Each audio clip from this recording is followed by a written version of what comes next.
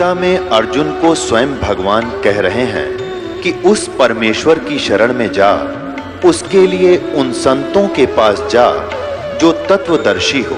इसी प्रकार हजरत मोहम्मद को उनका अल्लाह कह रहा है कि कोई और पूर्ण परमात्मा है, उसको पाने के लिए उन तत्वदर्शी संत की तलाश कर। वो प्रभु कौन है, ये जानने के लिए कृपया अवश्य सुनिए जगत गुरु तत्वदर्शी संत रामपाल जी महाराज के अमृत वचन। ये माया करतारे की तू अपनी कह गंवारे, दो जग धक्के खावेगा या नाहक बह बेगारे। सर्व सोने की लंका होती रावण से रणधीरम, एक पलक में राज बिराजी जम के पड़े जंजीरम। मन तू सुख के सागर बसरे, भाई और न ऐसा यसरे। सर्व सोने की लंका थी, रावण से रणधीरम, एक पलक में राज बिराजी और जम के पड़े जंजीरम। अगम निगम को खोज ले, बुद्धि विवेक विचारे। उदय अस्त का राज मिले, तो बिन नाम बेगारे।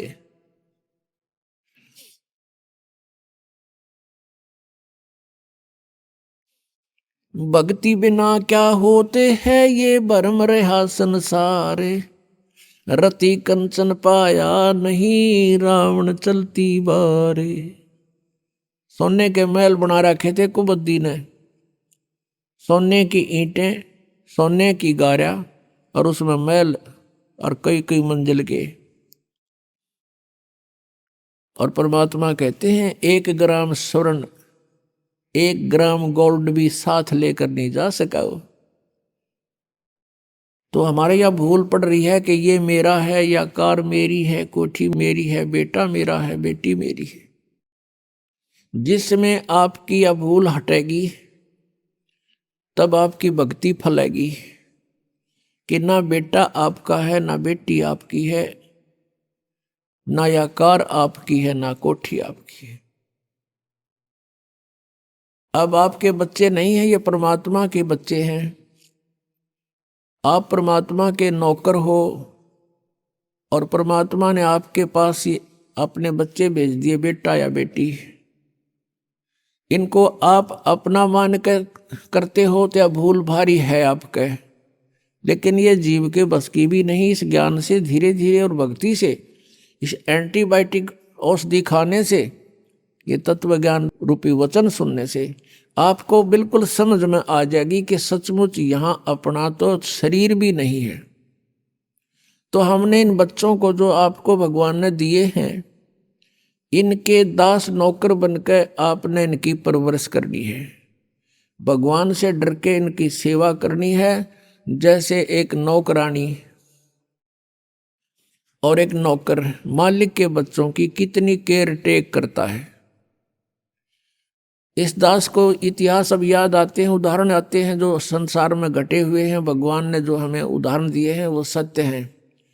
एक समय दास जब सर्विस करता था, ऑफिस में बैठा था और सामने गली थी, सड़क,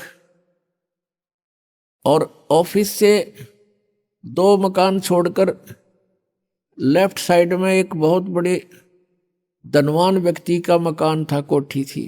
उसकी एक पुत्री थी, लड़की ज़्यादा से ज़्यादा 8-9 वर्ष की होगी।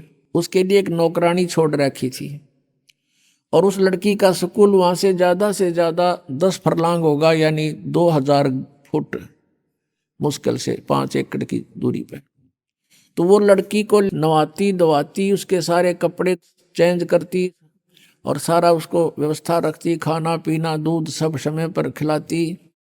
और उसको जब छोड़ने जाती थी स्कूल में, पैदल छोड़ के आती थी, थोड़ी दूरी थी। तो वो क्या करती थी, जून के महीने में एक छोटा सा छाता लेकर लड़की पर तो छाता रखती थी और स्वयं धूप में चलती थी, क्योंकि वो मालिक की बेटी थी। और जब उसको नौकरी से निकाल दिया उसने झांका भी नहीं उधर, और पहले वो उसको इतना प्यार देती थी शायद माँ भी नहीं दे सकती। तो ऐसे ही हमने इनको मालिक के बच्चे जानकर, और हम सभी यहाँ कष्ट में हैं, दुखी हैं, एक दूसरे को समझकर, जैसे एक सास बहू है, और सास बहू का कहते हैं कुत्ते बिल्ली वाला बैर हो जाता है। ऐसा क्यों है? बिना ज्ञान के गाटा जुड़ रहा है। और फिर कहते हैं जैसा दर्द आपने हो ऐसा जान बिराने। अब जैसे घर का मुखिया है, सास है, उसके अधीन पुत्र वधू है, अब उसके साथ दुर्व्यवहार करेगी तो उसकी आत्मा रोएगी, बोल सकती नहीं। तो वो आत्मा की जो पुकार है वह भगवान के दरबार में डिपॉजिट होती है, और उसका प्रतिफल बहुत भयंकर होता है। फिर क्या होता है कि कई जगह ऐसा है कि पुत्र वधू इतनी हैवी है सास पर, उसको तंग करती है, तो उस समय युज्ञान याद रखना चाहिए कि हम इस काल ने ऐसी व्यवस्था में जोड़ रखे हैं, क्योंकि यहाँ व्यवस्था ऐसी है। अब जवान बच्चे का और बूढ़े का कभी भी मेल नहीं मिले, ना मन मिले, ना व्यवहार मिले, ना विचार मिले, और फिर रहना इकट्ठा, सास और बहू ने इकट्ठा रहना, और कति विचार नहीं मिले, यह गारंटीड बात है, और इसलिए झगड़ा रहेगा, यह भी रहेगा। लेकिन इसका समाधान इस ज्ञान से होगा। देखो कोई भी घर में हानि करके प्रसन्न नहीं हुआ करता, कोई भी नुकसान करके राजी नहीं, लेकिन हो जाता है। और फिर उसके ऊपर एक दूसरे के साथ खींचातानी करे, तूने ऐसा कर दिया, तू ऐसा करता है, ये करता है। को बालक है उसने प्यार से समझा दे, लेकिन नुकसान जो होना है आपके भाग्य में पूर्व निर्धारित है, वो होके ही रहेगा। और वो नुकसान तो हो लिया, और फिर वो झगड़ा बाकी रह गया, बेमतलब की टेंशन। जब आप परमात्मा की शरण में आ जाओगे ये हानि भी नहीं होगी आपके, सत्कर मान लेना। और इस ज्ञान से जब यो मन बकवाद करेगा, इस ज्ञान रूपी लगाम से यू रुकेगा।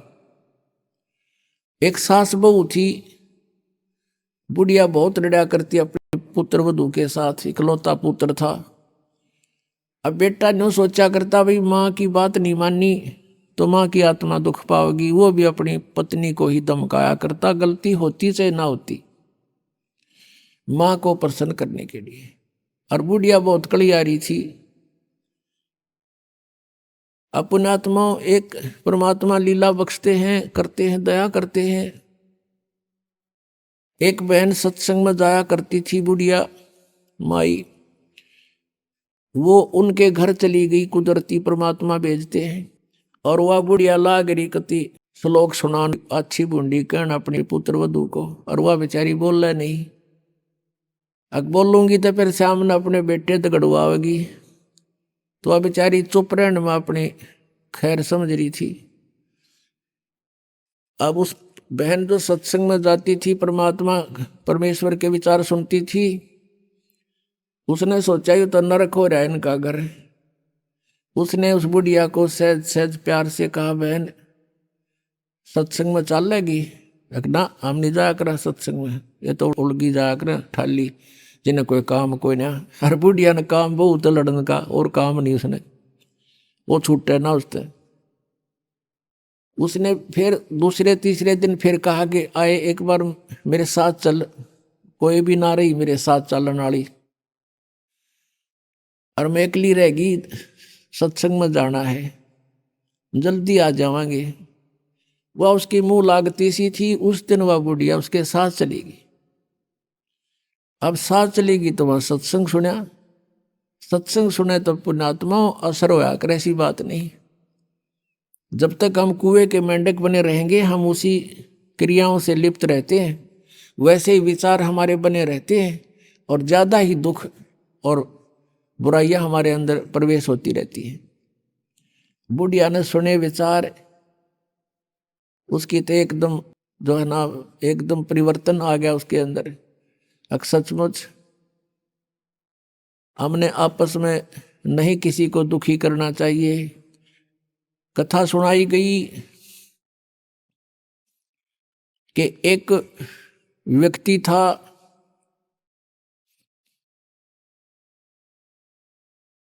वो कहीं पर साधना कर रहा था,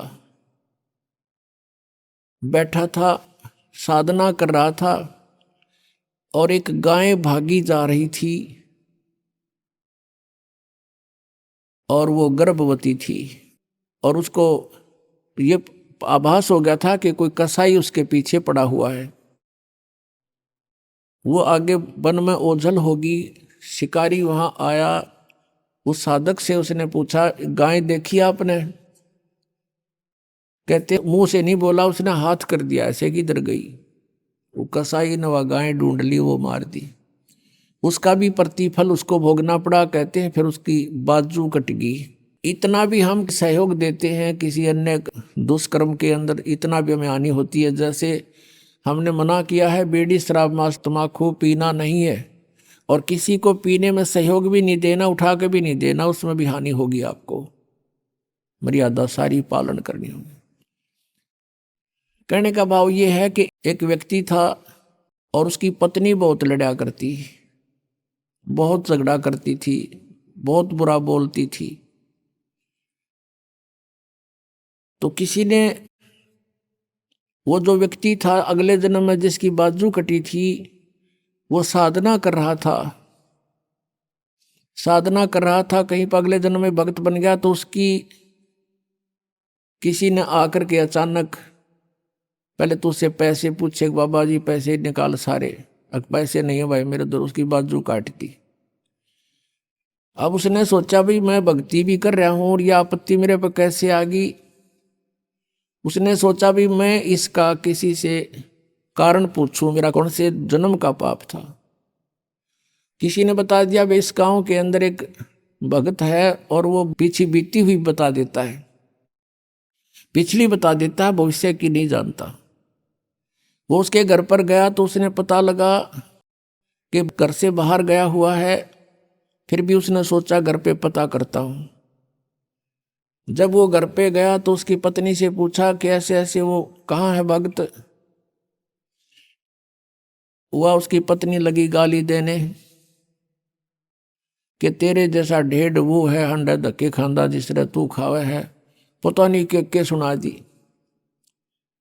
अब जिसका हाथ कटा हुआ था उसने सोची भाई मैं तो गलत आ गया, मेरे साथ मजाक कर दिया, दिखे ना भगता के घर में कैसी बात होया करे, इसी ने कमी होया करे।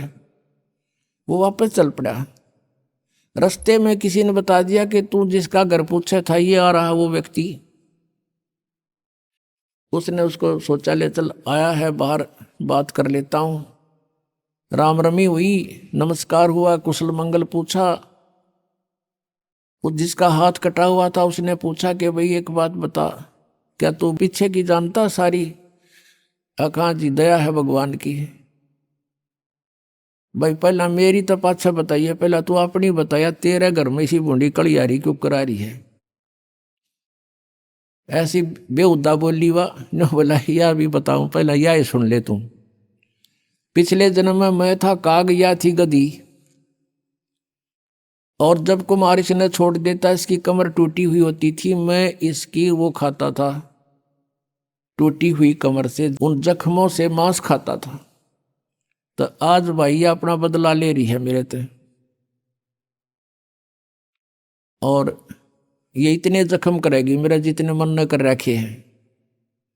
तब उसने पूछा भी फिर मेरा हाथ क्यों कर कटा? मैं तो भगत आदमी, और यू कैसे जुल्म हुआ मेरे साथ? उसने बताया कि पिछले जन्म में भी तू भगत था और तूने एक गाय के कटने में सहयोग दे दिया, तूने न्यू हाथ कर दिया कि इधर गई, बोला नहीं तू ऐसे गई, इससे तेरा हाथ कटा। अब कहते हैं तुमने दरगाह का महल नहीं देखा, धर्मराज के तिल तिल का लेखा। अब इस तरह कहते तुम एक दूसरे को सताओगे तो तुम्हें आगे फिर दंड भोगना पड़ेगा। वह बुढ़िया के बात समझ में आएगी, अकबर ने तो जुल्म कर दिया। उसके बाद अपनी पुत्र वधू को वो बिल्कुल शांत रहे, बोल रहे नहीं फालतू। सत्संग में ये भी सुनाया गया कि जो कुछ हानि होनी है वह तो हो चुकी, और पाछा वो खाम खा महाभारत बनाने की कोई आवश्यकता ही नहीं। वो तो दूना दुख पैदा करने वाला वो वस्तु आवे नहीं वापस। एक दिन क्या हुआ, वो पुत्र वधू गाय भैंस का दूध निकाल के और ऊपर कड़ियों में कड़ा डाला कर दे, हुक लंबा सरिये का हुक ला देते और उसमें बाल्टी टांग देते थे कड़े में, हुक में, कुत्ते बिल्ली से बचाने के लिए। अब उस पुत्रवधू ने वो ऊपर, क्योंकि ऊंचा होता था, गर्दन नीचे रखनी पड़ती थी, यूं कर टांगन लगी, वो कि तो उल्टी साइड में लग गया। उसने सोचा टंग गया, उस हाथ छोड़ दिए, वो बाल्टी नीचे गिर गई, सारा दूध फर्श पे फैल गया। अब पुत्रवधू ने देखा बुढ़िया की तरफ, कि वो होगी ओन अनो बिरना कई दिन का सांग हो गया यो। अब उसकी तरफ देख रही है बेचारी भयभीत दृष्टि से। बुढ़िया कहती बेटी कोई बात नहीं, हमारे भाग में नहीं था यू, और इसको उठा ले ऊपर ऊपर से और भैंस को ही डाल दे बेटा उसके चारे में। ये अपने भाग में नहीं था इसलिए गिर गया, कोई बात नहीं। अब उस पुत्र वधू ने सोचा आज बुढ़िया कौन सा स्टेशन पकड़ेगी, या तो कदे 16 बातें बोलिया नहीं करती। काफी देर उसका जची नहीं, बुढ़िया फिर शुरू हो गया ऊपर ले मनते कहती हो कदे। वह बुढ़िया खड़ी हुई, 7 लाख का बेटा ठा इसने और भैंस के चारे में डाल दे, कोई दिक्कत को नहीं। अब उसने सोची अपने बेटे ने बतावेगी, मेरे तो ना कहती होगी तो वो भी आ लिया, पुत्र भी उसका कोई जिक्र नहीं करा बुढ़िया ने। तब उस माई ने, उस बहन ने सोचा भाई इतना परिवर्तन आया क्यों कर इसमें, उसके चरण दबावे, सेवा करे। फिर पता चला कि बेटी मैं सत्संग सुन के आई हूं और बेटा मैंने आज तक जो गलतियां की तेरी आत्मा दुखाई, बेटा मैं माफी मांगू तेरे थे। वह पुत्र वधू रोन लागी न बोली माँ कोई बात नहीं, अब तो माँ तुल हो और मेरे हित में ही कुछ कहती थी। उस दिन से पुत्र वधू ने भी नाम ले लिया, फिर धीरे धीरे उसके बच्चे ने भी नाम ले लिया और घर में नरक के स्थान पर स्वर्ग हो गया। अब इस परमात्मा की वाणी से, ज्ञान से स्वर्ग तो यही हो जाएगा और सतलोक हमने जाना है, फिर भक्ति करके वहां सतलोक चले जाएंगे, महासुख वहां हो जाएगा। तो इस प्रकार वो परमात्मा आकर हमें ज्ञान देता है, उसके ज्ञान से हमें पता चलता है। इसलिए कहा कि सत्संग की आधी घड़ी और तप के वर्ष 1000 तो भी बराबर है नहीं, कहे कबीर विचार। अब यहां बताते हैं परमात्मा कि ये स्थान तुम्हारा नहीं है और तुम यहां ठेकेदार बन गए, मालिक बन गए। मालिक तो एक ही है, हम सब उसके बच्चे हैं और उसने आपको जो संतान दी है वो उसके बच्चे हैं, आप मानो चाहे ना मानो। और आपने ये नहीं कि अपना कर्तव्य से दूर होना है, परमात्मा के बच्चे जान के उसके डर से उनकी सेवा करनी है। जिसका जितना भी जो आपका कर्तव्य कर्म है वो करना है, उनको पढ़ाना है तो पढ़ाना है, कपड़े वस्त्र की आवश्यकता वो भी व्यवस्था करनी है, विवाह शादी भी करनी है, तो परमात्मा के बच्चे जान के करनी है। और जब यहाँ से चलोगे, जैसे वो नौकरानी निकाल दी गई थी, उसके सपने में भी ना आया हुआ मेरी बेटी थी, तो पुण्यात्माओं ये स्थिति आपकी जब आवेगी ऐसी बात नहीं, क्योंकि ज्ञान से ही अज्ञान हटता है। हम अज्ञानवश आप एक कुर्ता पर आकर मन अपना मान लिया, किसी का बच्चा जा रहा हो है कहीं पर और उसको तुम अपनी तरफ से कुर्ता पजामा पर आकर अपने घर बैठा लो, मेरा है ना दूं, मेरा है, या कोई बात हुई? तो हमने इस जीव को एक कुर्ता परा दिया, बेटा और बेटी का, और अपना मान लिया अगना मेरे हैं, या कोई समझदारी की हमने। तो इस प्रकार हमारा इस ज्ञान से मन हटेगा, सच्चाई की तरफ पहुंचेगा। अभी तक तो हम देखा ज्ञानवश ही अपना मान लेते थे, शरीर अपनाए नहीं है तो हम दूसरे को अपना कैसे मान बैठे। तो क्या बताते हैं परमात्मा, आगे गए ना बावड़े ये रहते भी सब जहां, बिन साहेब की बंदगी कहीं ठोर ठिकाना ना। जो यहां से मृत्यु को प्राप्त होकर चले गए उन्हें तो आके बताया नहीं हम कहाँ गए, के बनी हमारे साथ। और जो शेष बचे हैं वो भी जाएंगे। बिन साहेब की बंदगी की तो ठोर ठिकाना ना। आज तुमने अपनी आकार कोठी मान रखी है मेरी है, कल मृत्यु होगी। पुण्य कर रखे आप जाओगे स्वर्ग में, स्वर्ग का समय आपका निर्धारित होगा। वो पूरा होते ही वहां से कहेंगे चलो चलो नरक में। नरक का समय पूरा होता कहेंगे चलो चलो गधे की योनि में। गधे का समय पूरा होता मृत्यु होगी, मृत्यु होती चलो फिर कुत्ते की योनि में। कुत्ते की योनि भोगी फिर चलो मनुष्य की योनि में। मनुष्य की योनि में ये आप देख रहे हो क्या करते हो है, ये करते खत्म होते फिर चलो नरक में। तो ये चलो चलो सतलोक में मिटेगी। और उसके मिटाने का प्रोसीजर अब हमें पता लग गया। अब इस चलो चलो के नाश करने का, समाप्त करने का हमें पता लग गया, वह विधि का पता लग गया। परमात्मा ने क्या बताया है, जग सारा रोगिया रे जिन सतगुरु वेद न जाण्या। जग सारा रोगिया रे, जग सारा रोगिया रे जिन सतगुरु वेद न जाण्या। जग सारा रोगिया रे जिन सतगुरु वेद न जाण्या। जग भाई जन्म मरण का रोग लग्या है, तृष्णा बडरी खांसी। जन्म मरण का रोग लग्या है, तृष्णा बडरी खांसी। आवागमन की डोर गले में पड़ी काल की फांसी। जग सारा रोगिया रे जिन सतगुरु वेद न जाण्या। जग सारा रोगिया रे जिन सतगुरु वेद न जाण्या। जग सारा रोगिया रे। भाई सच्चा सतगुरु कोई न पूजे, इन झूठों जगपतियासी। सच्चा सतगुरु कोई न पूजे, इन झूठों जगपतियासी।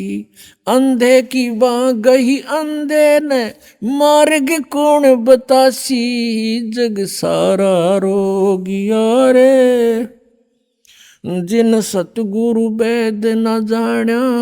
जग सारा रोगिया रे, जग सारा रोगिया रे जिन सतगुरु वेद न जाण्या। जग सारा रोगिया रे। भाई देखा देखी गुरु से बन गे, किया ना तत्व विचारा। देखा देखी गुरु से बन गे, किया ना तत्व विचारा। गुरु से दोनों के सिर पे काल ठोके पंजारा। जग सारा रोगिया रे जिन सतगुरु वेद न जाण्या। जग सारा रोगिया रे जिन सतगुरु वेद न जाण्या। जग भाई सार शब्द सर जीवन बूटी, गैस गैस अंग लगावे।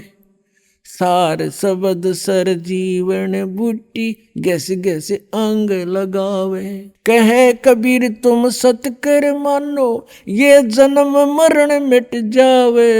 जग सारा रोगिया रे जिन सतगुरु वेद न जाण्या। जग सारा रोगिया रे जिन सतगुरु वेद न जाण्या। जग सारा सार शब्द सर जीवन बूटी, गैस गैस अंग लगावे। सार शब्द सर जीवन बूटी, गैस गैस अंग लगावे। कहे कबीर तुम सतकर मानो, ये जन्म मरण मिट जावे, जग सारा रोगिया रे जिन सतगुरु।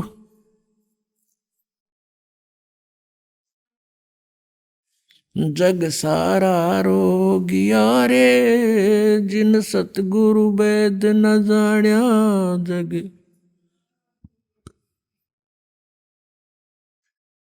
अब इसमें ये बताया कि भाई जन्म और मरण का ये रोग लगा हुआ है आपके, और जब तक जन्म मृत्यु का रोग है जीव सुखी नहीं रह सकता। और ये आवागमन की डोर गले में और पड़ी काल की फांसी। फिर क्या बताते हैं कि सच्चा सतगुरु कोई नहीं पूजे, इन झूठों जगपतियासी। सच्चा संत परमेश्वर आए थे उस समय किसी ने मालिक को स्वीकार नहीं किया, और जितने ये झूठे लोग थे परमात्मा कहते थे कि ब्रह्मा विष्णु महेश ये नासवान हैं, इनकी जन्म मृत्यु होती है, और इन तीनों गुणों की भक्ति में ये भूल रहा संसार। कह कबीर निज नाम बिना कैसे उतरो पार। तो इस बात का विरोध करवा दिया उन झूठे गुरुओं ने कि कबीर झूठ बोलता है, ये जुलाहा है, क्या जाने संस्कृत को, क्योंकि संस्कृत के पढ़ने वाले ब्राह्मण अधिकारी होते थे। परमात्मा कहा करते थे कि सच्चा सतगुरु कोई ना पूजे, झूठों जगपतियासी। इन झूठों पर विश्वास किए बैठे हैं, और अंधे की बाँ पकड़ रहा अंधा। इनके गुरु भी अंधे और अनुयायी तो अंधे होते ही हैं, वो गुरु जी के अनुसरण करते हैं। अंधे की बाँ गई अंधे ने मारे कौन बतासी। अपने आत्माओं, हमारा पवित्र हिंदू धर्म में जन्म हुआ, और हम श्री राम, श्री कृष्ण, विष्णु और भगवान शंकर को, जैसा लोकवेद हमने इनकी कथा सुन रखी थी, इनके बारे में सर्वेश्वर मानते थे, सर्व पाप नाशक जानते थे, समर्थ शक्ति मानते थे, सारे ब्रह्मांडों का रचनहार मानते थे, अजन्मा मानते थे।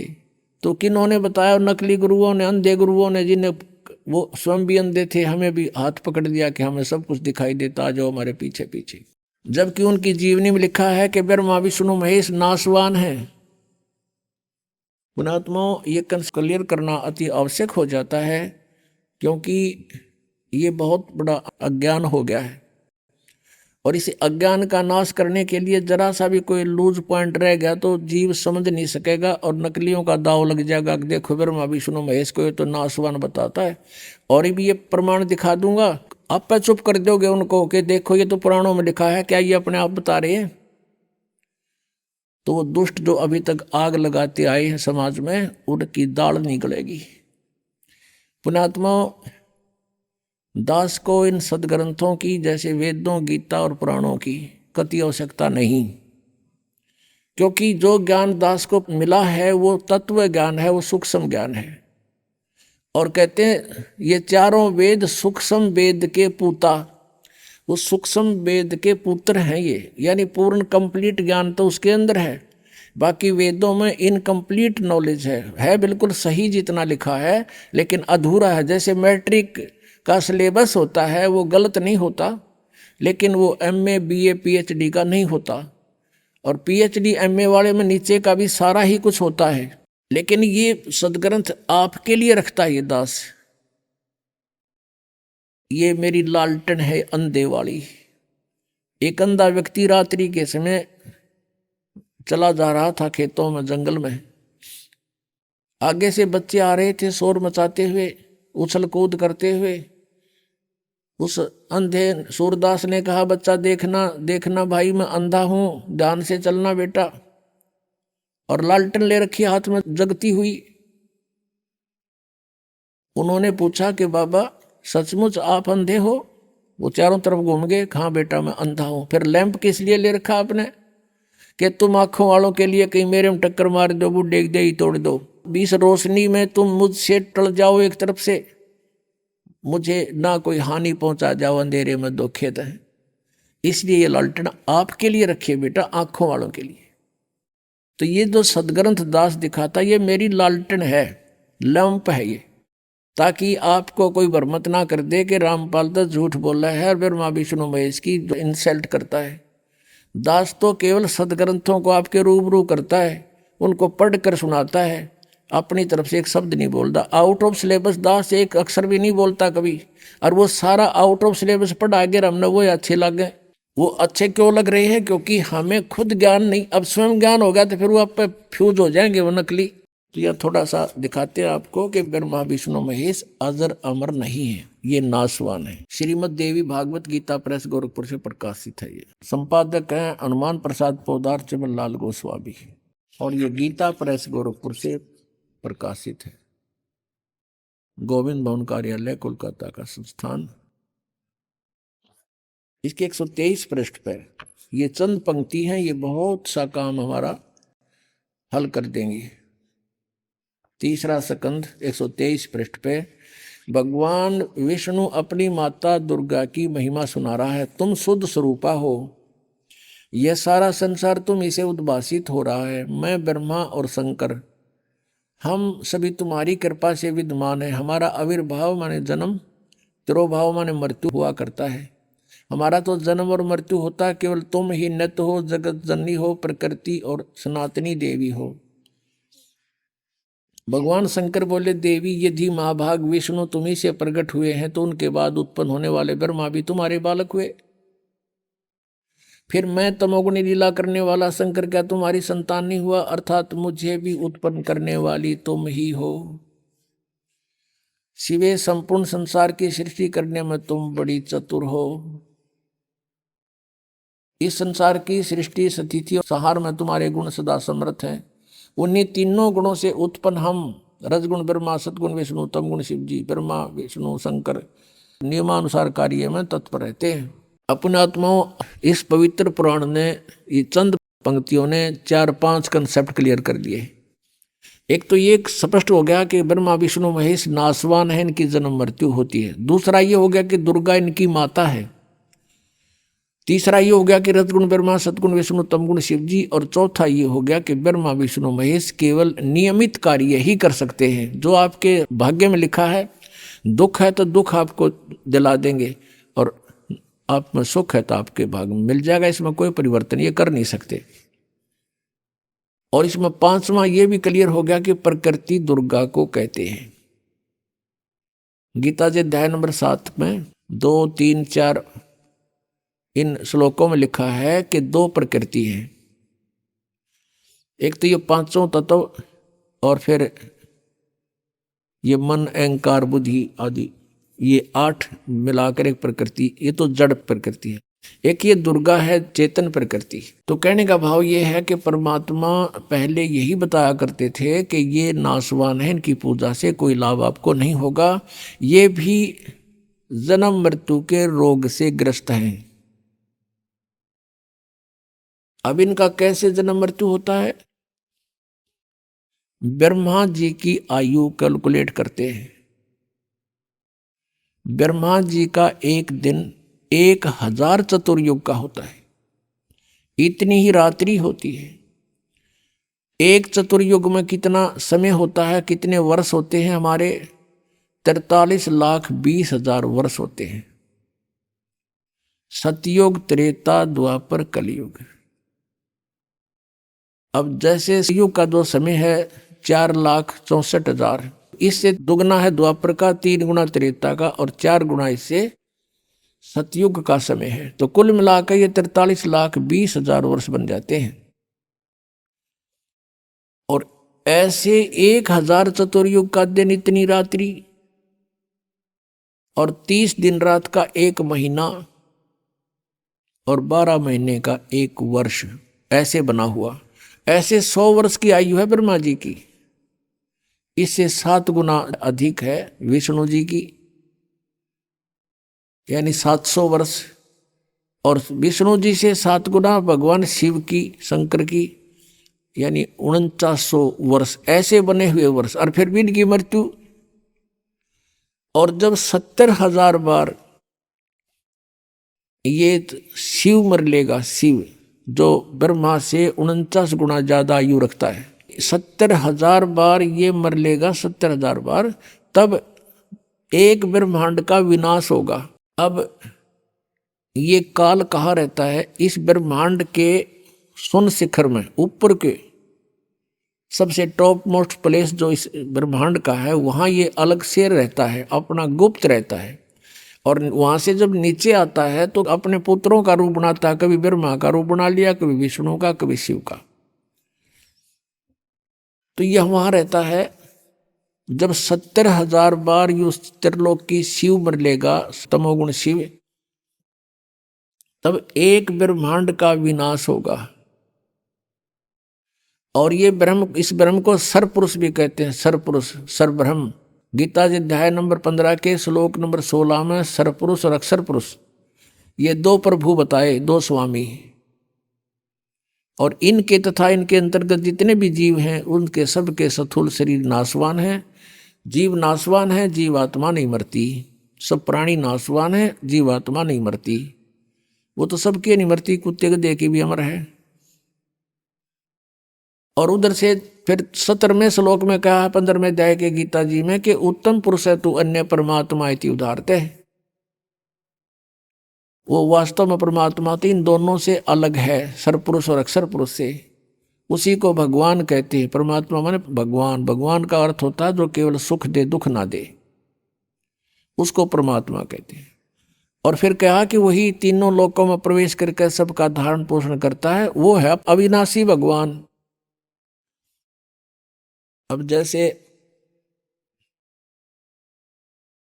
गीता जी अध्याय नंबर 4 के श्लोक नंबर 5 और 9 में, अध्याय नंबर 2 के श्लोक 12 में, अध्याय नंबर 10 के श्लोक नंबर 2 में, ये गीता ज्ञानदाता श्री कृष्ण में प्रवेश करके बोल रहा है, ये सरपुरुष ब्रह्म। ये कहता है कि अर्जुन, तेरे और मेरे बहुत जन्म हो चुके हैं, तू नहीं जानता, मैं जानता हूँ। मेरे जन्म और कर्म अलौकिक हैं। इसके जन्म कैसे अलौकिक हैं और कर्म कैसे अलौकिक हैं? इसके जन्म ऐसे अलौकिक हैं जैसे मृत्यु होगी, एक ब्रह्मांड का विनाश हुआ, सभी प्राणियों का नाश हुआ, सभी तत्व आपस में बिल्कुल, इसमें आग लग जाएगी एक ब्रह्मांड में, और इसमें कण कण धूल धूल हो जाएगी। फिर अपने हिसाब से, जैसे परमात्मा ने पहले इन सब पृथ्वी को उत्पन्न किया, सब जल सब तत्व बनाकर दे दिए, फिर विधान बनाकर छोड़ दिया, इसलिए ये सारे प्राणी नेक्स्ट ब्रह्मांड में चले जाते हैं ऑटोमेटिक परमात्मा के विधान अनुसार। और उसमें दुर्गा की भी मृत्यु होती है और ब्रह्म इस काल की भी मृत्यु हो जाती है, जब 70,000 बार युग काल का पुत्र शिव मर लेगा। और ये एक युग होता है किसका? अक्षर पुरुष का। ये एक युग हो गया अक्षर पुरुष का। ओहो, अब फिर क्या होगा कि यहां से सभी प्राणी दूसरे ब्रह्मांड में चले जाएंगे। 21 ब्रह्मांड है इस काल के पास। उस ब्रह्मांड में जाते ही परमात्मा ने विधान बना रखा है कि इन दोनों का, दुर्गा का और इस ब्रह्म का, अपने आप युवा शरीर निर्मित हो जाता है वहां जाते ही। जैसे आप देखते हो वर्षा के दिनों में आप छत पर होते हो, वर्षा आई और थोड़ी सी देर में क्या देखते हो, वहां मेंढकी फुदक रही है। वो कहां से आएगी? उस 5 तत्वों के संयोग से अचानक ऐसा एटमॉस्फेयर बन गया कि वो अपने आप उनका शरीर बन गया। आप देखते हो इनमें गेहूं में कीड़े हो जाते हैं, यानी सुरसी हो जाती है, अपने आप हो गई, लेकिन अन्य प्राणी नहीं हो सकते। ऐसे वहां पर उस स्थिति में केवल इन दोनों का शरीर युवा बन जाता है। और वहां पर पहले से ही सृष्टि तैयार होती है, फलदार वृक्ष होते हैं परमात्मा के विधान अनुसार। फिर ये धीरे धीरे अपनी पत्नी से, दुर्गा से, कुछ वचन से, कुछ अपने सृष्टि कर्म से इन 3 पुत्रों की उत्पत्ति करता है। इनको अपने प्रधान बनाता है और 3 लोगों का एक एक विभागीय मिनिस्टर बना करके स्वयं मुख्यमंत्री का रोल करता है। तो इस प्रकार इनके जन्म और कर्म अलौकिक हैं। ये अपने आप को इसलिए अजन्मा कहता है, लेकिन इसका जन्म होता है तरीका दूसरा है और मृत्यु होती है। पुण्यात्माओं, जब ये ब्रह्मांड में आग लगती है, ये बहुत बुरा हाल होता है दुर्गा का, और इसका ये सबसे लंबी उम्र के यही है। और ये जब आग लगती है तो सिद्धि से उड़कर भागने की चेष्टा करते इधर उधर, इधर उधर खूब भागते हैं अपने उस लोक में जान बचाने के लिए, और इनको इतना बुरी तरह जल के मरते हैं ये जिंदा, और हाहाकार मचाते हैं, तौबा मचा देते हैं, बुरा हाल हो जाता, अचेत होकर गिर जाते हैं। जब ये पूरा ब्रह्मांड का नाश हो जाता है, ये ऑटोमेटिक ही सभी प्राणी वहां जाते हैं, फिर ये युवावस्था में आ जाते हैं। जैसे हम माँ के गर्भ में कितने पीड़ित थे, और पहले ना जाने कौन से जन्म में कितना कष्ट भोग कर हमारी मृत्यु हुई थी, वो हमें आज याद नहीं, फिर मकवाद वहीं जो की तो ऐसा ही इसके साथ बनता है। अब ये एक युग हो गया अक्षर पुरुष का, जब एक ब्रह्मांड का नाश और काल ब्रह्म की मृत्यु का समय, तो ऐसे 1000 युग का दिन, ऐसे 1000 युग का इस अक्षर पुरुष का दिन, और इतनी ही रात्रि। ओ तेरा गजब हो, कैलकुलेशन भूल जाओ, 43,20,000 ने साथ रखे थे, वो तो चतुर्युग छोड़ दिया, फिर युग ऐसे शुरू हो गए।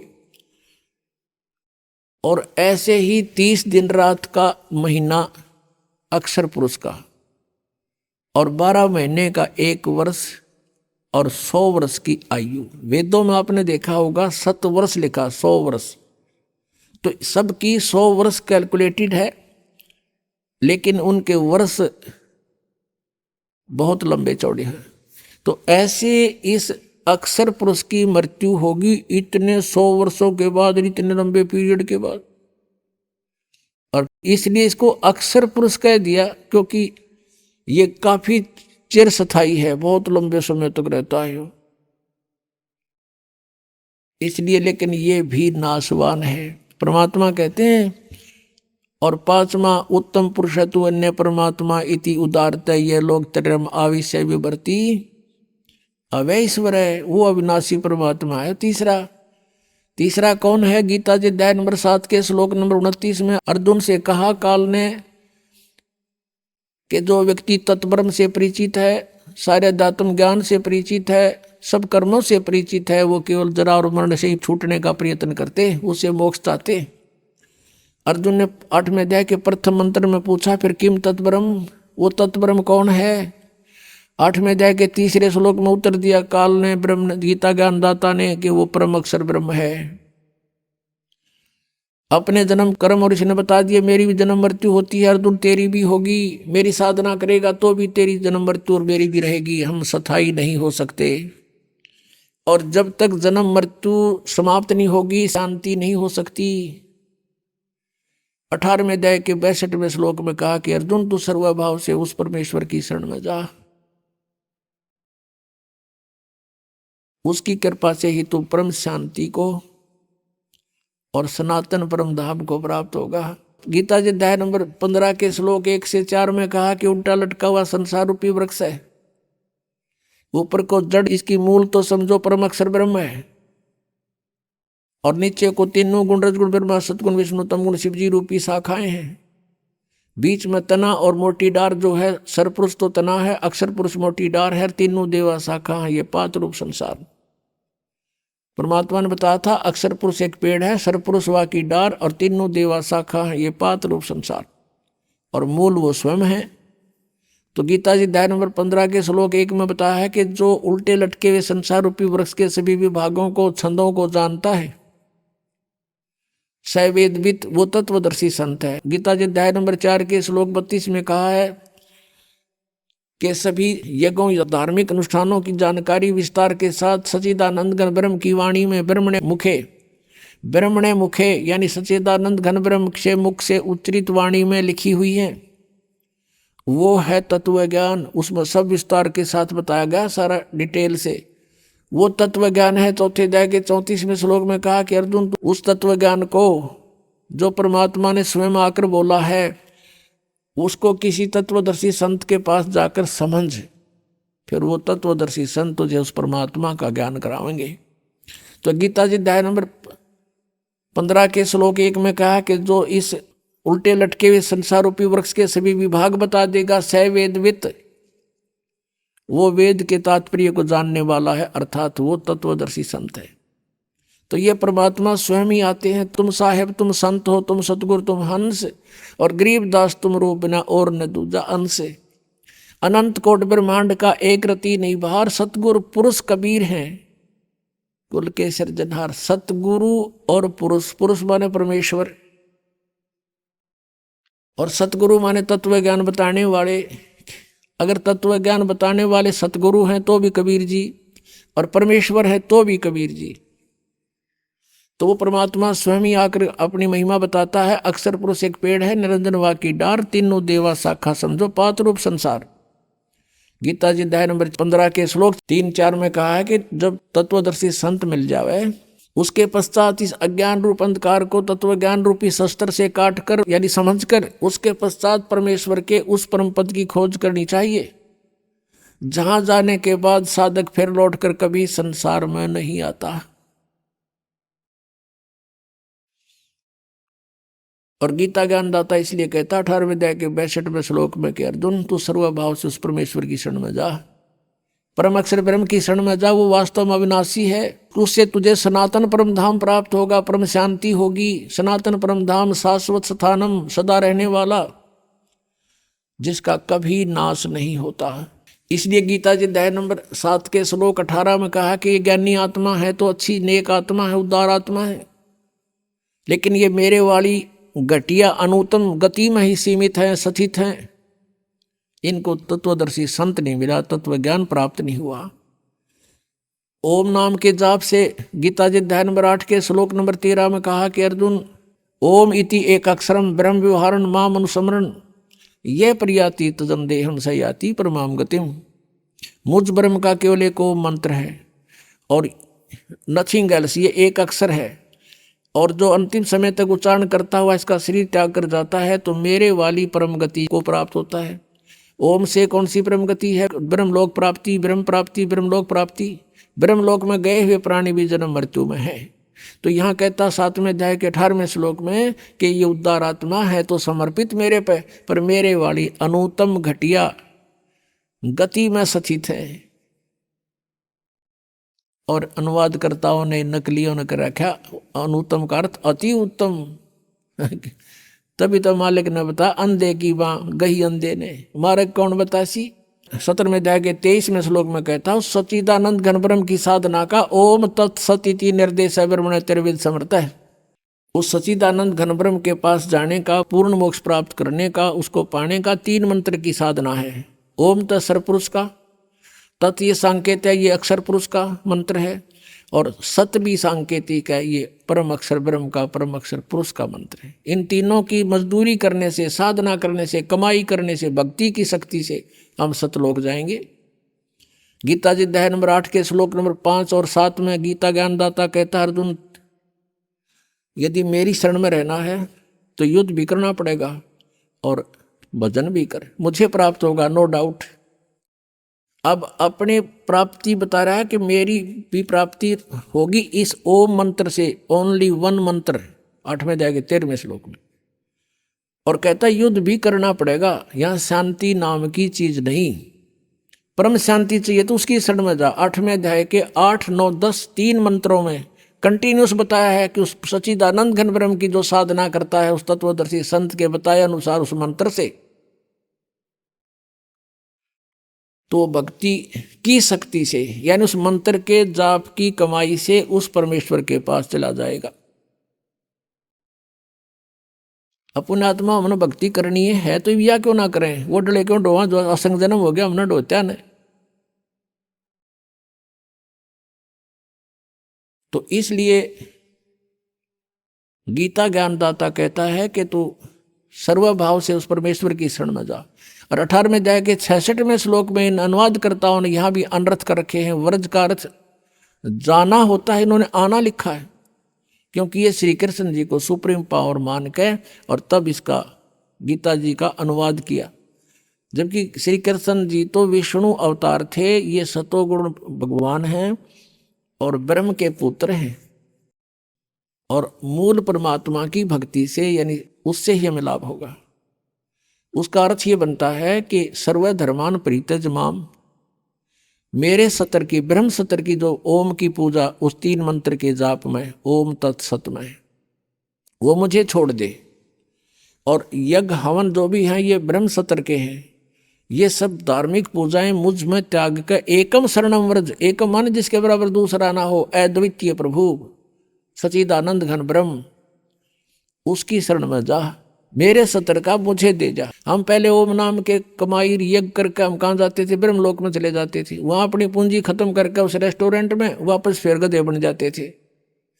अब हमें ज्ञान हो गया, हम इस पूंजी का नष्ट नहीं करेंगे, हम सदुपयोग करेंगे, इसका कर्जा उतारेंगे, चले जाएंगे। तो इस काल को इस सब ओम नाम का जाप इसको दे देंगे, ये हमें छोड़ देगा। फिर कुत्ते गधे नहीं बनाओगा, हमें बंद में नहीं रखेगा। तब ये कहता है अहम तवा सर्व पापे व्यामोक्षामि मा शुच, मेरा कर्जा तार दे, फिर मैं तेने क्यों दुखी करूंगा, मैं नहीं रुकूंगा यहाँ पर, और फिर जा तू अपने घर ने। और ये नो कहे मेरी शरण में आ जा, सभी धर्मों के कर्मों को मुझ में छोड़ मेरी शरण में आ जा। उसकी शरण में तो पहले था ही वो। दूसरे अध्याय के 7वें श्लोक में अर्जुन कहता है कि आप मेरे गुरु हो, मैं आपकी शरण हूं, मेरी बुद्धि काम करना बंद करगी, मेरे हित में जो हो तुम वो बताओ। अब 18वें अध्याय के 66वें श्लोक में ये अज्ञानी कहें कि श्री कृष्ण अपने ही शरण माने को कहता। प्रथम तो श्री कृष्ण बोल ले नहीं रहा, उसमें बोल रहा काल। अगर श्री कृष्ण मानकर चलते हो तो पहले कह रहा अर्जुन के मैं तो आपकी शरण में हूँ, आपका शिष्य हूँ, और बता शरण में की जा, उसके अंदर बढ़े। तो ये बिना ज्ञान की बातें थी, हमें मूर्ख बना रहे थे ये नकली गुरु, संस्कृत की भाषा जान के। यह आत्मिक ज्ञान नहीं था इनके पास। तो अंधे की बाँ गई, अंधे ने मारे कौन बतासी। अब क्या बताते हैं? मन तू चल रे सुख के सागर, जहां शब्द सिंधु रत्नागर, कोटि जन्म तन भर मत होगे, कुछ ना हाथ लग्या रे, कुकर सुकर खरबया बोरे, कौआ हंस बुगारे, सुखदेव ने 84 भुगती बना पजावे खरवो, तेरी क्या बुनियाद पुरानी, तू पेंडा पंथ पकड़वो।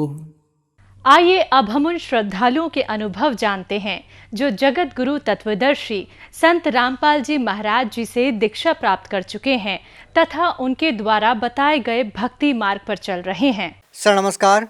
नमस्कार जी। क्या नाम है आपका? मेरा नाम अरजीत सिद्धू है जी। सर कहाँ से आए हो आप? मैं लुधियाना राहौं रोड बस्ती जोधेवाल से हूँ जी। सर संत रामपाल जी महाराज जी से जुड़ने से पहले आप क्या भक्ति साधना करते थे? मैं जी पीरों को मानता था और वो एक गुरु भी बना रखा था पीरों को मानने वाला, जो कि पीरों को मानते ही हैं। तो उसके बाद अपने माता के जगराते भी करवाते थे, जागरण वगैरह, तो यही साधना करते थे जी। सर जब आप इतनी सारी पूजाएं कर रहे थे तो फिर आप संत रामपाल जी महाराज जी के शरण में कैसे आए? ये बड़ी दिलचस्प कहानी है जी, बहुत लंबी है, सुनाऊँ तो शॉर्टकट ही बताऊँगा। तो हमने 2.25 साल संत रामपाल जी महाराज जी का साधना चैनल के ऊपर सत्संग सुनता था। मैं डेली में सुनता था। तो मैं सत्संग सुनते सुनते इतना परमात्मा का ज्ञान अंदर रिफीट हो गया कि जो देवी देवताओं को परमात्मा बताते, संत रामपाल जी महाराज बताते हैं कि इनसे ऊपर कोई परमात्मा है। जो परमात्मा संत रामपाल जी ने ज्ञान दिया उससे हमारी आंखें खुली भी, हम तो सारा गलत रास्ते पे जा रहे हैं। तो उसके बाद हमने तो मन बना लिया। मैंने 2.25 साल ही संत रामपाल जी महाराज जी का साधना चैनल के ऊपर सत्संग सुना रेगुलर। नाम मैंने जब अपने 13 जून 2014 में संत रामपाल जी महाराज जी से नाम लिया। सर हम जिस भी संत रामपाल जी महाराज जी के अनुयायी से मिलते हैं वो बताते हैं कि संत रामपाल जी महाराज जी से नाम दीक्षा लेने के बाद उनको बहुत सारे लाभ मिले। तो सर हम आपसे जानना चाहते हैं कि आपको संत रामपाल जी महाराज जी से नाम दीक्षा लेने के बाद क्या लाभ मिले? मेरे साथ देखो जी, एक तो ऐसा था कि बीमारी तो चलो परमात्मा की दया से कोई नहीं ऐसी थी, लंबी नहीं थी, छोटी मोटी बीमारी थी, तो परमात्मा की दया से शरण में आने से संत रामपाल जी महाराज जी के वो भी बिल्कुल दूर हो गई। छोटी मोटी बीमारी जो थी, मेरे एक जीभ में छाला हो जाता था खून का इकट्ठा, तो वो 2-3 महीने के बाद ऑटोमेटिकली कुछ खाना भी नहीं था, हो जाता था। लेकिन संत रामपाल जी महाराज जी के शन में आए हुए मेरे को 5 साल हो गया, आज तक नहीं वो दोबारा हुआ। उसके बाद मेरे बच्चे का एक एक्सीडेंट हुआ था मारुति 800 से, जो कि इतना भयंकर था कि अगर उसकी 1 फुट गाड़ी आगे निकल जाती तो बस के साथ उसका टक्कर हुआ था, वो बस पलटी करके उसको मार देती। लेकिन परमात्मा की दया से उस दिन ऐसा चमत्कार हुआ कि परमात्मा कबीर देव जी खुद अपना वेश बदलकर उसके सामने ऐसे हाथ कर रोक के खड़े है। तो उसने उसकी गाड़ी एकदम जहाँ ही रोक गई। क्या कबीर साहब जी को आपके बेटे ने देखा उस समय? हाँ जी, बिल्कुल देखा। उसने जब कैसे बताया मेरे को, जाके हम घर पे थे, वो अकेला था बेटा गाड़ी में। तो क्या हुआ कि जब गाड़ी बेटे ने मेरे को फ़ोन किया कि पापा गाड़ी का ना एक्सीडेंट हो गया, बस में लग गई। तो मैं क्या चलती है? कहता देखता हूँ। चलती नहीं है? कहता चलती नहीं है। मैं कहा ज़्यादा लगी होगी, थोड़ी तो नहीं लगी है ना? तो कहता आगे देख लो। थोड़ी दूरी थी रोड पे, हम भागे भागे गए रोड पे, जाकर देखा तो पूरी भीड़ इकट्ठी हुआ था। भीड़ इकट्ठा हुआ था, क्या देखा कि मैं ऐसे गाड़ी को नीचे देख रहा हूँ। तो गाड़ी को देख रहा, मैं कहा आप बच कैसे गए हो? बेटे को बोला कि आप कैसे बच गए हो? इतना भयंकर आप बोलता थोड़ी सी गाड़ी लगी है। गाड़ी इतनी जोर ज़बरदस्त लगी थी कि उसकी लाइटें आगे की है ही नहीं, बम्पर बूम्पर पता ही नहीं कहाँ है, चकनाचूर हो गया मोरे। तो गाड़ी उसकी जहीं की जहीं खड़ी है बिल्कुल। तो जब मैंने देखा जाकर तो उसको मैंने सोचा कि परमात्मा की दया है, परमात्मा संत रामपाल जी ने आज बचा लिया इसको। इतने को देर में क्या हुआ कि परमात्मा कबीर देव जी ऐसे जैसे आसमान से कोई इंसान आता है ऐसे उतर के आए। क्या मांगा आगे? पहले मेरी भक्तमती मेरे साथ खड़ी है और इतनी भीड़ भी लगी है। तो क्या देखते हैं, वो बोलते हैं कि बेटा चाय पीना है, एक चाय का कप पीना है। तो भक्तमती बोलती कि मेरे पास तो पैसा नहीं है, मैं चाय कहाँ से पिलाऊँ, है ना? हमारे तो बच्चे का एक्सीडेंट हो गया है। तो वो मैं ऐसे मूंदा होकर पीठ पर तो गाड़ी को देख रहा, क्या देख रहा हूँ, वो जो कबीर परमेश्वर थी मेरी पीठ पे आगे हाथ मारा। इतनी भीड़ के बीच में जिसका नुकसान हुआ उसी को ऊपर आके बुलाया जाएगा। तो मेरे को बोलते हैं कि बेटा चाय का कप पीना है। तो मेरे अंदर ऐसा प्रभाव आ गया, एकदम गुस्सा था, ये हो गया क्या बोल दिया मन में, उस पर उसी टाइम बोल दिया आपको चाव की पड़ी है, मेरा इतना है। तो मैं संत रामपाल जी ऐसे बोले कि बेटा शांत शांत, परमात्मा सब ठीक करेंगे। तो इतने में क्या देखा, पीछे मुड़ के देखा तो सब कुछ गायब, मुड़ के वो झलक नहीं दिसी हमको। ऐसे परमात्मा के दर्शन हमको हुए। सर और कोई लाभ? लाभ और ऐसे कि देखो घर बार सारा परिवार सब ठीक है, परमात्मा की दया से कोई कष्ट नहीं है, परमात्मा ने सब कुछ दे रखा है, बहुत दया है मालिक की। सर जो लोग उनसे नाम दीक्षा लेना चाहते हैं वो उनसे नाम दीक्षा कैसे ले सकते हैं? जगह जगह पर आज नाम दीक्षा केंद्र खुले हुए हैं, हर ज़िले के अंदर, हर शहर के अंदर नाम दीक्षा केंद्र खुले हुए हैं, बहुत आसानी से नाम लिया जा सकता है। जी धन्यवाद। सत साहब जी।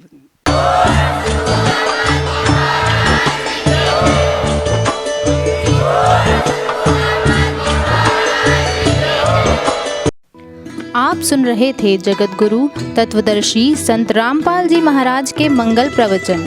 अधिक जानकारी के लिए संपर्क करें।